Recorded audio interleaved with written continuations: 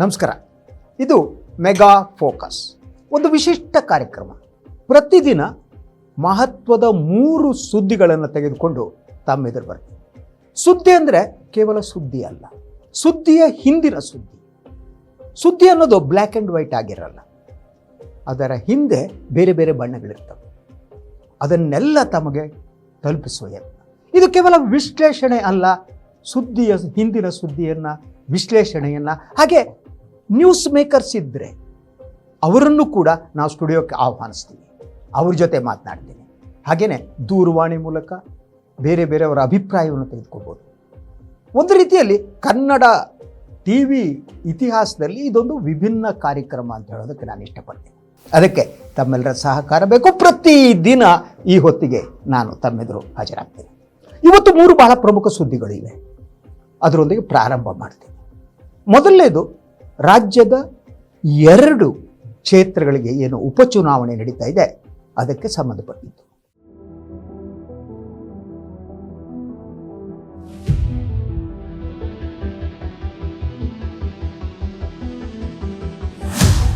ಈಗ ಇವೆರಡೂ ಕ್ಷೇತ್ರಗಳಲ್ಲಿ ಒಂದು ಕಗ್ಗಂಟು ಸೃಷ್ಟಿಯಾಗಿದೆ. ಏನು ಕಗ್ಗಂಟದು? ದಾವಣಗೆರೆ ದಕ್ಷಿಣಕ್ಕೆ ಸಂಬಂಧಪಟ್ಟ ಹಾಗೆ ಸಚಿವ ಎಸ್ ಮಲ್ಲಿಕಾರ್ಜುನ ಅವರಿಗೆ ಸಿಟ್ಟು ಬಂದಂತೆ ಕಾಣುತ್ತೆ. ಯಾರ ಮೇಲೆ ಸಿಟ್ಟು ಅವರಿಗೆ? ಬೇರೆ ಕ್ಷೇತ್ರದಿಂದ ಬಂದು ಅಲ್ಲಿ ಯಾರು ಇಂಟರ್ಫಿಯರ್ ಮಾಡ್ತಿದ್ದಾರೆ ಅವ್ರ ಮೇಲೆ ಸಿಟ್ಟು ಅಂತ. ಅದು ಬಹಳ ಸ್ಪಷ್ಟ. ಅಲ್ಲಿ ಮುಸ್ಲಿಂ ಅಭ್ಯರ್ಥಿಗೆ ಟಿಕೆಟ್ ಕೊಡಬೇಕು ಅನ್ನುವ ಒತ್ತಾಯ ಏನಿದೆ ಅದರ ಹಿಂದಿರುವವರು ಯಾರು? ಇವತ್ತು ಎಸ್ ಮಲ್ಲಿಕಾರ್ಜುನ್ ಪತ್ರಕರ್ತರ ಜೊತೆ ಮಾತನಾಡಿದರು. ಆ ಪತ್ರಕರ್ತರ ಜೊತೆ ಅವರು ಆಡಿರುವ ಮಾತುಗಳು ಬಹಳ ಮುಖ್ಯವಾದ್ದು. ಒಂದು ಮಾತನ್ನು ಹೇಳಿದ್ರು, ಸಮರ್ಥ ಅಂದರೆ ತಮ್ಮ ಮಗನಿಗೆ ಟಿಕೆಟ್ ಕೊಡದಿದ್ರು ಓಕೆ ಅಂತ. ಇನ್ನೊಂದು ಸಲ ಹೇಳಿದ್ರು, ಈ ಕ್ಷೇತ್ರದಲ್ಲಿ ಇರುವವನು ನಾನು, ಜನರ ಜೊತೆ ನಾನಿರ್ತೀನಿ, ಆದರೆ ಎಲ್ಲಿಂದಲೋ ಬಂದವರು ಬಂದು ಇಲ್ಲಿ ಮಾತನಾಡಿದರೆ ಸಹಿಸೋಕೆ ಸಾಧ್ಯ ಇಲ್ಲ. ಯಾಕೆ ಈ ಮಾತು? ಇದಕ್ಕೆ ಯಾಕೆ ಗೊತ್ತಾ? ಇದು ಒಂದು ರೀತಿಯಲ್ಲಿ ದಾವಣಗೆರೆ ದಕ್ಷಿಣ ಕ್ಷೇತ್ರ ಇದೆಯಲ್ಲ, ಅದು ಶಾಮನೂರು ಕುಟುಂಬದ ಸಾಮ್ರಾಜ್ಯ ಅಂತ. ಅಲ್ಲಿ ಇನ್ನೊಬ್ಬರ ಹಸ್ತಕ್ಷೇಪವನ್ನು, ಇನ್ನೊಬ್ಬರು ಬರುವುದನ್ನು ಅವ್ರು ಸಹಿಸಲ್ಲ. ಆ ಸಿಟ್ಟಿದೆ. ಅದರ ಜೊತೆಗೆ ಇನ್ನೊಂದು ಮಾತನ್ನು ಅವರು ಹೇಳಿದ್ರು, ಅದು ಪತ್ರಕರ್ತರು ಪ್ರಶ್ನೆ ಮಾಡಿದಾಗ.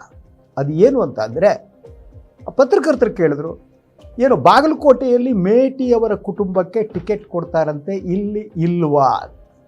ತಕ್ಷಣ ಅವ್ರು ಹೇಳಿದ್ದು, ಅಲ್ಲೊಂದು ನ್ಯಾಯ ಇಲ್ಲೊಂದು ನ್ಯಾಯ ಅಂದರೆ ನಾನು ಒಪ್ಪುವುದಿಲ್ಲ. What does it mean? ಅಂದರೆ ಅವರ ಕುಟುಂಬದಕ್ಕೆ ಟಿಕೆಟ್ ಏನಿದೆ ಆ ಟಿಕೆಟ್ಗೆ ಸಂಬಂಧಪಟ್ಟ ಹಾಗೆ ಅವ್ರಿಗೆ ಸ್ಪಷ್ಟತೆ ಇದ್ದಂತೆ ಕಾಣುತ್ತೆ. ಈ ಬೆಳವಣಿಗೆ ನಾಳೆ ಇನ್ನಷ್ಟು ಬೆಳವಣಿಗೆ ಆಗೋ ಚಾನ್ಸಸ್ ಇದೆ. ಯಾಕೆಂದರೆ ಏನು, ಅದಕ್ಕೆ ಸಂಬಂಧಪಟ್ಟ ಹಾಗೆ ಸಚಿವರನ್ನು ಒಳಗೊಂಡಂಥ ಒಂದು ಕಮಿಟಿಯನ್ನು ಏನು ನೇಮಿಸಲಾಗಿದೆ, ಅವರು ನಾಳೆ ದಾವಣಗೆರೆಗೆ ಭೇಟಿ ನೀಡ್ತಿದ್ದಾರೆ. ದಾವಣಗೆರೆಯಲ್ಲಿ ಈ ಬಗ್ಗೆ ಚರ್ಚೆ ನಡೆಸ್ತಾರೆ, ಟಿಕೆಟನ್ನು ಅಂತಿಮಗೊಳಿಸೋದು. ಇನ್ನು ಕೇವಲ 6 ದಿನ ಇದೆ. ಈ 6 ದಿನದ ಒಳಗಡೆ ಅಭ್ಯರ್ಥಿ ಅಂತಿಮ ಆಗಬೇಕು. ಆದರೆ ಇದು ಅಷ್ಟು ಸುಲಭವಾಗಿದ್ದಂತೆ ಕಾಣಲ್ಲ. ಕಾಂಗ್ರೆಸ್ಸಿಗೆ ಇದು ಒಂದು ರೀತಿಯ ಕಗ್ಗಂಟು ಆಗಿರಬಹುದು ಅಂತ ನಾನು ಅಂದ್ಕೊಂಡಿದ್ದೇನೆ. ನಾಳೆ ಗೊತ್ತಾಗುತ್ತೆ ಇದು ಏನಾಗುತ್ತೆ, ಏನು ಮುಂದಿನದು ಏನು ಅನ್ನೋದು.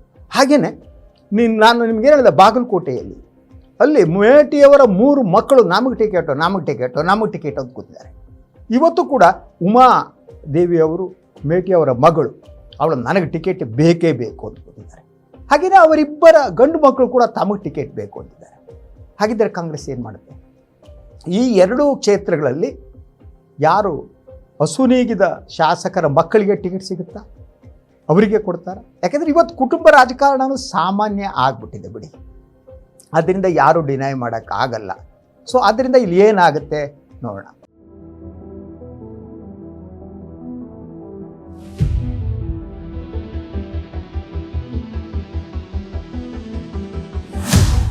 ಸೊ ಇದು ಮೊದಲನೇ ಸುದ್ದಿ ಆಗಿತ್ತು. ಇನ್ನೊಂದು ಸುದ್ದಿ ನಾನು ನಿಮಗೆ ಹೇಳ್ತಾ ಇರೋದು, ಅದು ಹೇಳಲೇಬೇಕು ಅಂತ. ಅದು ಇಂಟರ್ನ್ಯಾಷನಲ್, ಅಂತಾರಾಷ್ಟ್ರೀಯ ಸುದ್ದಿ. ಟ್ರಂಪ್ ಸಾಹೇಬರು ಸೋತಿದ್ದಾರೆ ಅಂತ ಅವರು ಇವತ್ತು ಹೇಳಿದ ಒಂದು ಮಾತು ಕುತೂಹಲಕರವಾದ್ದು. ಅದೇನು ಗೊತ್ತಾ? ಇರಾನ್ಗೆ ಇಷ್ಟು ಶಕ್ತಿ ಇದೆ ಅಂತ ನನಗೆ ಗೊತ್ತೇ ಇರಲಿಲ್ಲ, ಅಬ್ಬಬ್ಬ ಅಂತ ಹೇಳಿದ್ದಾರೆ. ಅದರ ಜೊತೆಗೆ ಅವರು ಒಬ್ಬಂಟಿಯಾದಂತೆ ಕಾಣ್ತಾರೆ. ಇನ್ನೊಂದು ಅಂತಾರಾಷ್ಟ್ರೀಯ ಮಾಧ್ಯಮದಲ್ಲಿ ಇನ್ನೊಂದು ಬಹಳ ಪ್ರಮುಖ ಸುದ್ದಿ ಇದೆ. ಅದು ನೇತನ್ಯಾಹು ಎಲ್ಲಿದ್ದಾರೆ? ಅದ್ರ ಬಗ್ಗೆ ಗೊತ್ತಿರ್ಬೋದು. ನಿನ್ನೆ ನಿಮಗೆ ಹಲವಾರು ವಿಡಿಯೋಗಳು ಬಂದು ಅವರಿದ್ದಾರೆ, ಬದುಕಿದ್ದಾರೆ, ಇಲ್ಲ ಹೋಗಿದ್ದಾರೆ ಅನ್ನೋದು. ಸೊ ಅದಾದಮೇಲೆ ಇವತ್ತು ಬಂದ ಮಾಹಿತಿಯ ಪ್ರಕಾರ ಬೆಂಜಮಿನ್ ನೇತನ್ಯಾಹು ಜರ್ಮನಿಯಲ್ಲಿದ್ದಾರೆ ಅಂತ ಹೇಳಲಾಗ್ತಾ ಇದೆ. ಅದರಂತೆ ಇರಾನ್ನ ಧಾರ್ಮಿಕ ನಾಯಕ ಆಯತುಲ್ಲಾ ಅಲಿ ಖೊಮೇನಿ ಅವರ ಪುತ್ರ ಅವರು ಹೋಗಿದ್ದು ಎಲ್ಲಿಗೆ ಅಂತಂದರೆ ರಷ್ಯಾಕ್ಕೆ ಅನ್ನುವ ಮಾತಿದೆ. ರಷ್ಯಾದಲ್ಲಿ ಅವರ ಆಪರೇಷನ್ ಆಗಬೇಕಾಗಿತ್ತು ಅನ್ನುವ ಮಾತು ಇದೆ. ಆದ್ದರಿಂದ ಇದು ಬಹಳ ಕುತೂಹಲಕರವಾದ ಒಂದು ಟರ್ನ್ ತೆಗೆದುತ್ತಾ ಇದೆ ಈ ಅಂತಾರಾಷ್ಟ್ರೀಯ ಈ ಬೆಳವಣಿಗೆ. ಮುಂದೇನಾಗುತ್ತೆ ಪ್ರತಿದಿನ ನಾನು ಈ ಬಗ್ಗೆ ಕೂಡ ನಿಮಗೆ ವಿವರ ಕೊಡ್ತೀನಿ. ಇನ್ನೊಂದು ಸುದ್ದಿ ನಿಮ್ಗೆ ಹೇಳಲೇಬೇಕು ನಾನು. ಅದು ರಾಜ್ಕುಮಾರ್ ಅವರ ಕುಟುಂಬದ ಕುಡಿ ಗೊತ್ತಲ್ವಾ, ಯಾರ ಬಗ್ಗೆ ಅಂತ ಹೇಳಿದರೆ ಅಪ್ಪು. ಆ ಅಪ್ಪುವನ್ನು ಇವತ್ತು ನೆನಪು ಮಾಡಿಕೊಳ್ಳೋ ದಿನ ನನಗೂ ಅಪ್ಪು ನೆನಪಾಗಿದ್ದಾರೆ. ನನಗೆ ಅವ್ರ ಜೊತೆ ವೈಯಕ್ತಿಕವಾದ ಸಂಬಂಧ ಇತ್ತು. ನನ್ನ ಜೊತೆ ಮಾತಾಡಿದ್ರು. ಬಹುಮಟ್ಟಿಗೆ ಅವರ ಕೊನೆಯ ಸಂದರ್ಶನವನ್ನು ಮಾಡಿದವು ನಾನೇ. ಅವತ್ತಿನ ದಿನ ನಾನು ಅಪ್ಪು ಇಬ್ಬರು ಕೂತು ಮಾತನಾಡ್ತಾ ಇದ್ವಿ. ನಾನು ಅಪ್ಪು ಅವರ ಕಣ್ಣಿನಲ್ಲಿ, ಪುನೀತ್ ರಾಜ್ಕುಮಾರ್ ಅವರ ಕಣ್ಣಿನಲ್ಲಿ ರಾಜ್ಕುಮಾರ್ ಹೇಗಿದ್ದರು ಅನ್ನೋದನ್ನು ನೋಡೋದಕ್ಕೆ ಯತ್ನ ಮಾಡಿದ್ದೆ. ಅವರ ಹತ್ರ ಕೊನೆಯದಾಗಿ ಹೇಳಿದೆ, ನನಗೆ ರಾಜ್ಕುಮಾರ್ನ ನೀವು ನೋಡೋದು ಹೇಗೆ ಅಂತ ಸಂತಸಪಟ್ಟಿದ್ದರು. ಹಾಗೆಯೇ ಬಾಲ್ಯದಿಂದ ಹಿಡಿದು ರಾಜ್ಕುಮಾರ್ ತಮ್ಮನ್ನು ಹೇಗೆ ನೋಡ್ತಾ ಇದ್ದರು, ಅಮ್ಮನಿಗೆ ಎಲ್ಲದಕ್ಕೂ ಅಮ್ಮನ ಕೇಳ್ತಾ ಇದ್ವಿ, ಅಪ್ಪನ ನಡುವೆ ಒಂದು ಗ್ಯಾಪ್ ಇತ್ತು ಅಂತ. ಸಹಜ ಅಲ್ವಾ, ರಾಜ್ಕುಮಾರ್ ಅನ್ನೋ ರಾಜ್ಕುಮಾರ್, ಆದರೆ ಪುನೀತ್ಗೆ ಅಪ್ಪ. ಆದರೆ ಅವರು ಇಡೀ ಪುನೀತ್ ಅವರನ್ನು ಬೆಳೆಸಿದ ಬಗೆ ಎಲ್ಲವುದನ್ನು ಕೂಡ ಬಹಳ ಅದ್ಭುತವಾಗಿ ಪುನೀತ್ ನೆನಪು ಮಾಡಿದರು. ಅವರು ಇನ್ನೊಂದು ಗುಣ ಇತ್ತು, ಹೆಚ್ಚರಿಗೆ ಗೊತ್ತಿದೆಯಲ್ಲೋ ಗೊತ್ತಿಲ್ಲ, ಅವರು ಫೋನ್ನಲ್ಲೇ ಸಿಗದಿದ್ದರೆ ವಾಟ್ಸಪ್ನಲ್ಲಿ ಸದಾ ಸಿಗ್ತಾಯಿದ್ರು. ನೀವು ಏನಾದರೂ ಮೆಸೇಜ್ ಹಾಕಿದರೆ ಅವರು ಅದಕ್ಕೆ ಉತ್ತರ ಕೊಡ್ತಿದ್ರು. ಹಾಗೆಯೇ ಬಿಡುವಾದಾಗ ಫೋನ್ ಮಾಡ್ತಿದ್ರು. ಬಿಡುವಂತಂದ್ರೆ ಯಾವತ್ತೂ ಅಲ್ಲ, ಅವರು ಅವತ್ತೇ ನಾವು ಈ ಬೆಳಗ್ಗೆ ಫೋನ್ ಮಾಡಿದರೆ ಸಂಜೆನೋ ಮಧ್ಯಾಹ್ನ ಬಿಡು ಆದಮೇಲೆ ಫೋನ್ ಮಾಡಿ ಮಾತಾಡ್ತಾ ಇದ್ದೆ. ನಾನು ಹಲವು ಸಂದರ್ಭದಲ್ಲಿ ಅವ್ರ ಜೊತೆ ಮಾತಾಡಿದೆ. ರಾಜ್ಕುಮಾರ್ ಜೊತೆಗಂತೂ ರಾಜ್ಕುಮಾರ್ ಅತಿ ಹೆಚ್ಚು ಸಂದರ್ಶನ ಮಾಡಿದವು ನಾನು. ಆ ಕುಟುಂಬದ ಜೊತೆ ಅಂತಹ ನಿಕಟ ಸಂಬಂಧ ಇತ್ತು. ಇವತ್ತು ಅಪ್ಪುವನ್ನು ನೆನಪು ಮಾಡ್ಕೊಂಡಿದ್ದೀನಿ. ಅಪ್ಪು ಹೇಗಿದ್ದರು, ಏನಾಗಿದ್ರು ಅದು ಇನ್ನೊಂದು ಸಂದರ್ಭದಲ್ಲಿ ಹೇಳ್ತೀನಿ. ಆದರೆ ಇವತ್ತು ನಾವೆಲ್ಲ ಅವ್ರನ್ನ ನೆನಪು ಮಾಡ್ಕೊಂಡಿದ್ದೀವಿ.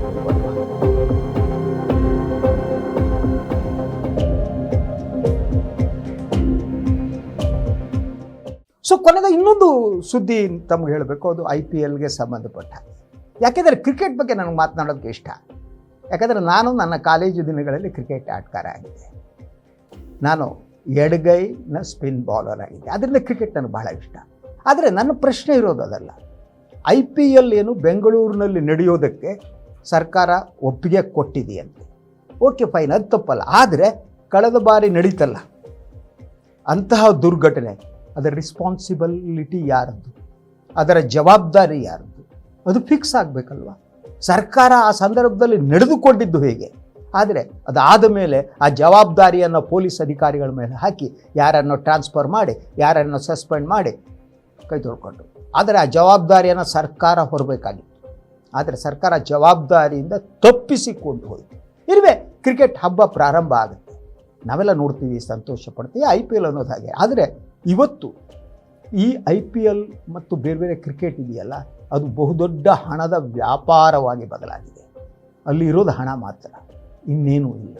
ಆದ್ದರಿಂದ ಆಟ ತನ್ನ ಸೌಂದರ್ಯವನ್ನು ಕಳೆದುಕೊಂಡಿದೆ. ನೀವು ಹಳೆಯ ದಿನಗಳನ್ನ ನಿಮ್ಮ ವಯಸ್ಸಾದರೆ ನೆನಪಾಗುತ್ತೆ. ಆ ಕಾಲದ ಕ್ರಿಕೆಟ್ ಆಟಗಾರರು ಹೇಗಿದ್ದರು. ಕರ್ನಾಟಕದ EAS ಪ್ರಸನ್ನ, ಚಂದ್ರಶೇಖರ್, ಗುಂಡಪ್ಪ ವಿಶ್ವನಾಥ್ ಎಲ್ಲರನ್ನ ನೆನಪು ಮಾಡ್ತೀವಿ. ಕಾಲ ಬದಲಾಗಿದೆ. ಕಾಲ ಅಂದರೆ ಹಾಗೇ ಬದಲಾಗ್ತಾ ಇದೆ.